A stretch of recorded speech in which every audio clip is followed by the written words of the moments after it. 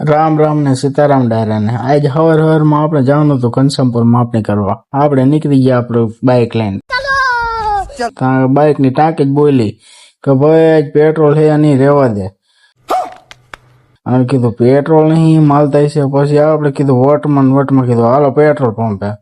Petrol pump સુધી પહોંચે એટલું થતું. પછી આપણે પહોંચી ગયા પેટ્રોલ પંપે. અને અહીંયા જઈને જોયું તો મેળો ભરાણો હતો. વારો આવે એમ લાગતું નતું. આખું ગામ લાઈન માં કીધું આજ રેવા. તો પછી 1 કિલોમીટર ટ્રેક્ટર ને ગાડીઓ લાઈન હતી. જાણ જોડાણી એવી રીતે આપણે પેટ્રોલ પુરાયા વગર અહીંયાથી બધા ટ્રેક્ટર ને ગાડીઓ લાઈનો જોતા જોતા અહીંયાથી નીકળી ગયા. અહીંયાથી આપણે જવાનું તો અમરાપર. આપણે અમરાપર બાજુ નીકળી ગયા ને અમરાપર પહોંચી ગયા. બાઇક અહીંયા મૂકીને ગાડીમાં ગોઠવાઈ જવાનું હતું. એટલે આપણે બાઇક કરી દીધું અમરાપર પાર. અને અહીંયાથી ગાડી ચડી ગયા બની ભેગું ગાડીમાં. અને અમરાપરના નવો ગેટ બનતો તે જોઈ લીધો. એકદમ ચાકમ જોડો.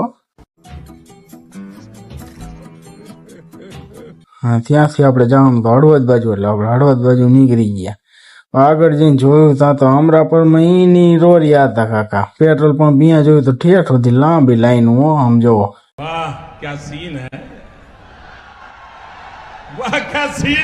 હા ને જ્યાં જોવો અહીંયા સુધી ટ્રેક્ટર આમ જોવો હા ને. પછી આપણે અહીંયાથી નીકળી ગયા હળવદ બાજુ. લાઈનો જોતા ને હળવદ બાજુ નીકળી ગયા. અહીંયાથી હળવદ નો ગેટ જોઈને પછી વહી જવાનું તો આપણે ઘનશ્યામપુર. અચ્છા ઘનશ્યામપુર 3 ભાઈના ભાગ જમીનના ભાગ પાડવાના હતા. ભાઈ વકીલ ને એમના હગા એમ કરીને 10-12 જણાનો કાફલો ભેગો થયો હતો. જીજાજી વકીલ ને આપણો એક દોસ્તાર આવ્યો હતો. તને કીધું તમે પેલા સમજીને પછી કબજા પોઈન્ટ લેવા જાવ. તે પેલા વાતચીત કરીને પછી તને રવાના કરી દીધા કબજા પોઈન્ટ લેવા. પછી કીધું કબજા પોઈન્ટ લેવા માંડ્યા ને આપણે અહીંયા બેસી ગયા. પછી ત્યાંથી બીજે વહી ગયા. બીજા વાપવા જવાનું હતું ત્યાં જતા રહ્યા આપણે. બીજે આવીને મશીન સેટ કરી દીધું. અને અહીંયા એક ઓયડો છે. ઓયડો ભાડે દેવાનો કોઈ રાખવાનું હોય તો કહીજો, સસ્તું ભાડું છે.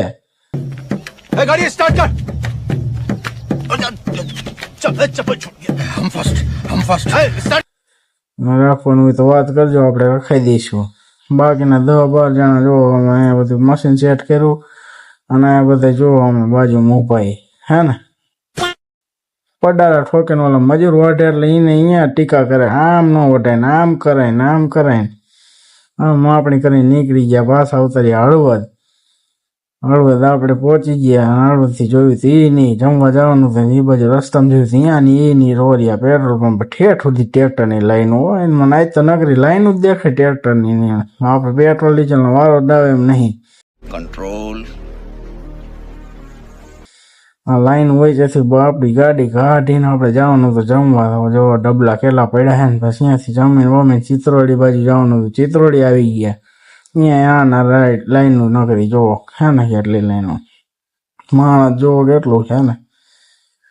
પછી આપણે આવી ગયા લોકેશન ઉપર ને જાંબુડા ખાઈ નહીં ખાય. અહીંયા પેલી સીઝન જાંબુડા એકદમ મીઠા હો. બાકી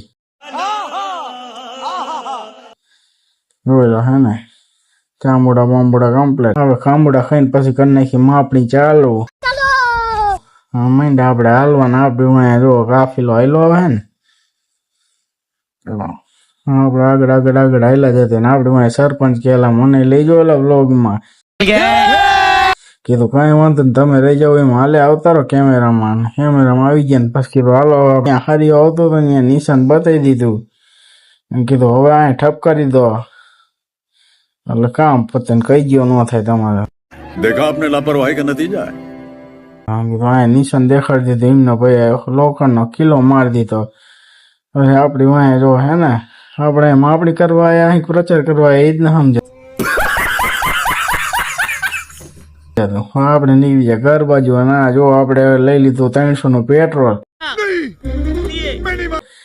અને આ પેટ્રોલ લેવા એટલા મેં થયા ને મેં 300 નું પેટ્રોલ લેવા હાટું મેં વકીલ સાહેબ નું 200 નું પેટ્રોલ ભરી દીધું. એટલે આપણે સાચું આવ્યું તો 100 રૂપિયાનું.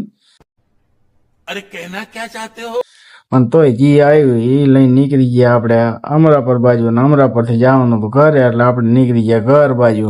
આપણું બાઇક ને અમરાપર ના નવો પુલ જોતા ને ત્યાંથી નીકળી જાય તો પેટ્રોલની રામાયણ એટલી આવેલી લાંબી. હજી ગામમાં જઈને જોવું છે અહીંયા શું હાલે. અહીંયા જોયું આપણે સાઈઝનું ડબલું લટકાતું હતું તો પડી જાય ભલે પડી જાય, બાકી હમ ઊભું રાખીને હમું કરવાનું નથી થતું. પછી આવી ગયા આપણે ગામમાં.